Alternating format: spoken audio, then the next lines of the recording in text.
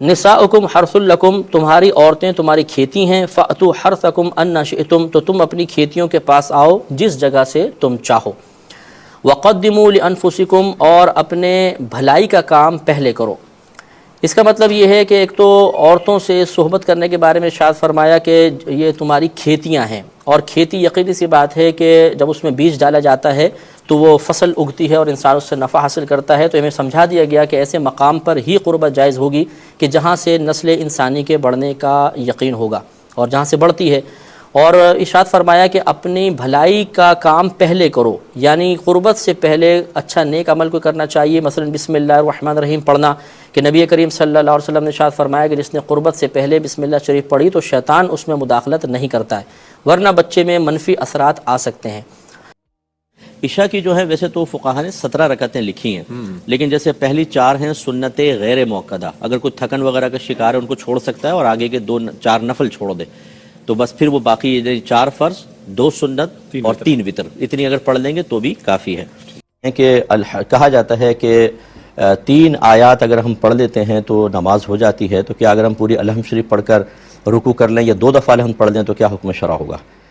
دیکھیں اللہ تعالیٰ نے فرمایا فَقْرَؤُوا مَا تَيَسَّرَ مِنَ الْقُرْآنِ، تمہیں جو قرآن سے آسان لگے وہ پڑھو۔ علماء نے فرمایا نماز کے بارے میں ہے، اور پڑھو کو چونکہ حکم ہے تو عرب میں قراءت کی کم از کم مقدار 1 آیت ہوتی تھی، تو یعنی 1 آیت پر قراءت کا پڑھنے کا اطلاق ہوتا تھا، تو اس لیے یہ ثابت ہوا کہ کم از کم 1 آیت کا پڑھنا لازم ہے۔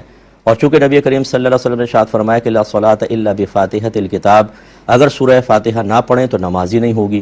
احناف کے نزدیک کثیر دلائل کی روشنی میں، جس کا بھی ٹائم نہیں ہے، صرف نتیجہ آپ کو بتا رہا ہوں، نتیجہ نکالا کہ 1 آیت قرآن سے ثابت، 1 آیت کا پڑھنا، تو 1 آیت کا پڑھنا فرض، اور چونکہ حدیث میں تاکید ہے اس لیے اس کے ساتھ الحمد پڑھنا واجب۔ تو لہٰذا اگر آپ کہتے ہیں الحمدللہ رب العالمین تو یہ تو فرض ادا ہو گیا، اب ہمیں واجب ادا کرنا ہے۔ جو نبی کریم نے طریقہ بتایا وہ یہ کہ پہلے الحمد پڑھیں، اس کے بعد ایک سورت ملائیں، یا کم از کم 3 چھوٹی آیات یا 1 اتنی بڑی آیت جو ان 3 چھوٹی آیات کے برابر ہو۔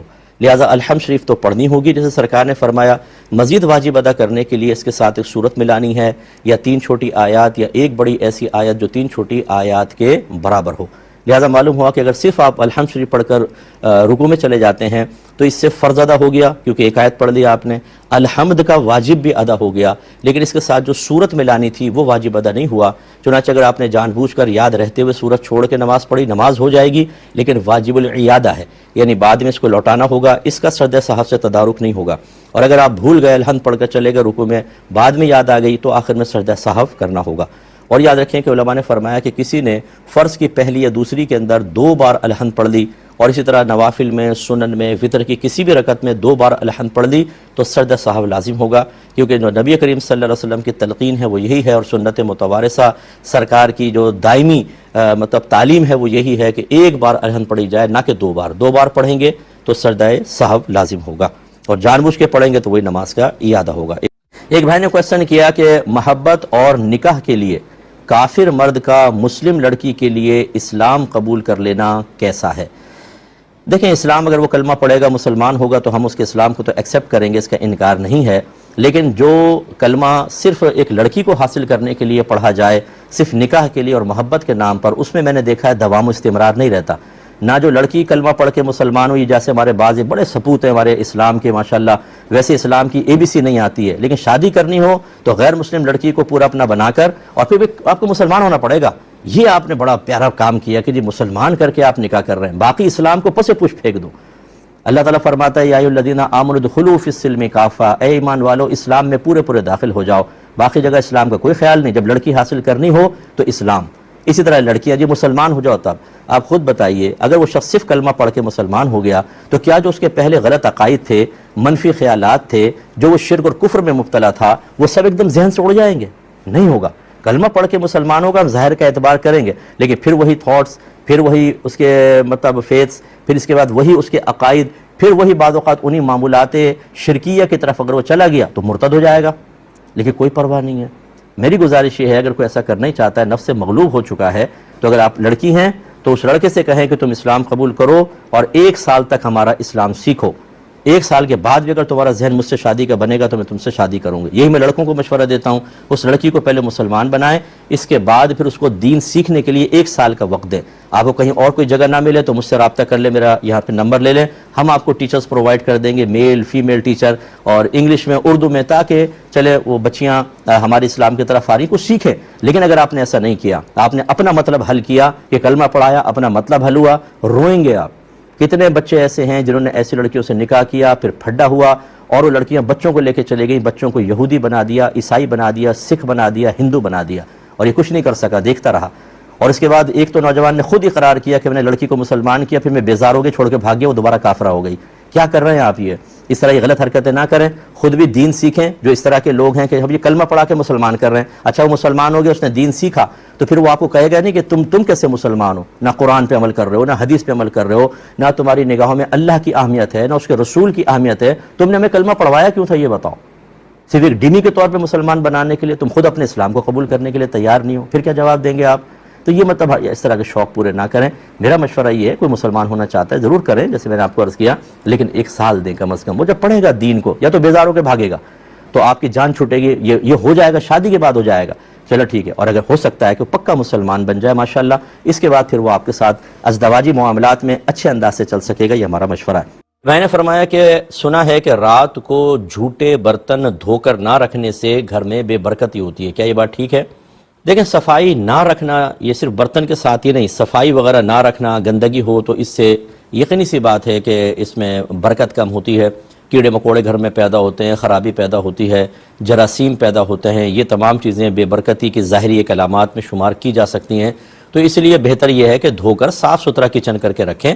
لیکن ایسا کوئی شرعی لحاظ سے نہیں ہے کہ اگر آپ برتن نہیں دھوئیں گے تو گھر سے ساری برکت ختم ہو جائے گی اور یہ کوئی گناہ ہے, کوئی ناجائز ہے, ایسا نہیں ہے. کبھی کبھار بہنیں تھکی ہوئی ہوتی ہیں تو وہ رات میں نہیں دھو پاتی, تو چلیں صبح دھو لیں, لیکن عادت نہیں بنانی چاہیے. آپ کا کچن, آپ کا سنک بالکل صاف ستھرا ہونا چاہیے. یہ جو ہماری بہنیں کرتی ہیں کہ رات میں چھوڑ دیتی ہیں, اور پھر جھینگر مچھر کیڑے مکوڑے پیدا ہوتے ہیں, اور پھر وہ اتنی تیزی کے ساتھ انڈے بچے دیتے ہیں, اور پھر وہ سارا کچن گندا ہو جاتا ہے, خراب ہوتا ہے. یہ چیز مناسب نہیں ہے, یہ نہیں ہونا چاہیے. ایک لفظ ہوتا ہے ہبہ تام ہو جانا. ہبہ تام کا مطلب یعنی تحفہ مکمل ہو جانا. مکمل ہو جانے کا یعنی ترجمہ اس کا ہے مکمل ہو جانا. اور مکمل ہو جانے کا مطلب کیا ہے کہ چیز آپ کی ملکیت سے نکل کر دوسرے کی ملکیت میں داخل ہو جائے. اب آپ مالک نہ رہیں, دوسرا مالک ہو جائے. اور ہبہ تام کب ہوتا ہے کہ جب آپ کسی کے حوالے کر کے قبضہ دے کر اسے مکمل تصرف کا اختیار بھی دے دیتے ہیں.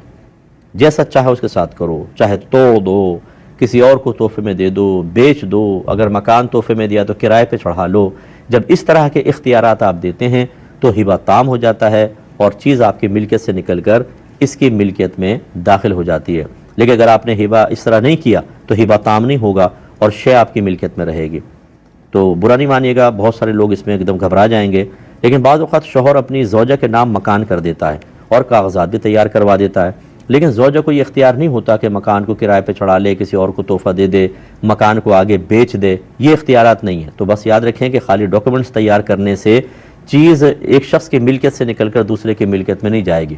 اگرچہ قانونی اعتبار سے قانون یہ کہے گا کہ اب جس کے نام ڈاکومنٹ سے وہ مالک ہو گیا, لیکن آپ قانون کو پوچھ رہے ہیں یا شریعت کا پوچھ رہے ہیں. اگر آپ شریعت کے بارے میں جاننا چاہتے ہیں تو شرعی حکم یہ ہوگا کہ یہ مکان زوجہ کا نہیں ہوا, یہ شوہر کا ہے, لہذا ابھی شوہر کا انتقال ہوگا تو یہ مال وراثت ہے, اس میں وارثوں کو سب کو حصہ ملے گا, یہ خالی بیوی کا نہیں ہوگا. چنانچہ اگر کوئی یہ کرنا چاہتا ہے کہ مثلا اپنی زندگی میں ہی تقسیم کرنا چاہتا ہے, بیٹوں بیٹیوں کے اندر کسی کو مکان, کسی کو دکان, کسی کو پلاٹ, کسی کو سونا, کسی کو زیور, اور اسی طرح بیوی کے نام کچھ کرنا چاہتا ہے, تو کرنے کے بعد کاغذات بنوا کر کلی اختیار دینا ہوگا. ٹوٹل قبضہ دیں اور کہیں کہ بھئی اب یہ تمہارا ہے, جو مرضی چاہو کرو. اور فرض کر لیں اگر وہ آپ کے سامنے ہی اس چیز کو بیچ دیتے ہیں تو آپ روک نہیں سکتے, نہ روکیں, ٹھیک ہے بھائی. تو اس کا مطلب یہ ہوا کہ آپ نے واقعی ان کو یہ چیز ہبہ کر دی ہے, اور ہبہ تام ہو گیا ہے, مکمل ہو گیا ہے, تو یہ ان کی ملکیت میں داخل ہو جائے گی. اس لیے جتنے بھی مجھے سن رہے ہیں ایسے لوگ جنہوں نے یہ کہہ دیا ہے بھئی میں مروں, یہ مکان میرے بیٹے کا ہے, یہ دکان میری بیٹی کی ہے, اور یہ میری بیوی کے پاس ہوگا, اور فوت ہو گئے, آپ کو اپنے مرنے کے بعد اپنے کسی مال کا کوئی اختیار نہیں ہے. پھر آپ نہیں ہے, پھر شریعت ہے, شریعت کرے گی. لہٰذا جیسی فوت ہوئے تمام ہر چیز میں تمام وارثوں کا حق ہو گیا. ہاں اگر وہ راضی ہوتے ہیں، اس کو صلح کرنا کہتے ہیں کہ چلو جیسے کہا تھا ویسے کر لیتے ہیں، یہ بھی ٹھیک ہو سکتا ہے. لیکن اگر آبجیکشن کر دیتے ہیں کہ نہیں ہم اس کو نہیں مانتے، یہ تو زندگی میں کہا ہے، وراثت تو مرنے کے بعد بنتی ہے، تو بالکل صحیح کر رہے ہیں وہ، اور اس میں کوئی گناہ نہیں ہے، اس میں کوئی بے ادبی نہیں ہے. نہ یہ کہیں گے کہ آپ نے اپنے والد صاحب کی نہیں مانی تو آپ جہنم میں جائیں گے، بالکل غلط. اس وارث کا حق ہے، ہر چیز کے اندر حق ہے، لہٰذا ہر ایک اگر چاہے تو بالکل جیسے شرعی تقسیم ہے وہ کروائے گا. لیکن اگر یاد رکھیں کہ زندگی کے اندر تصرف نہیں دیا تھا تو بہرحال چیز ملکیت کے اندر داخل نہیں ہوتی.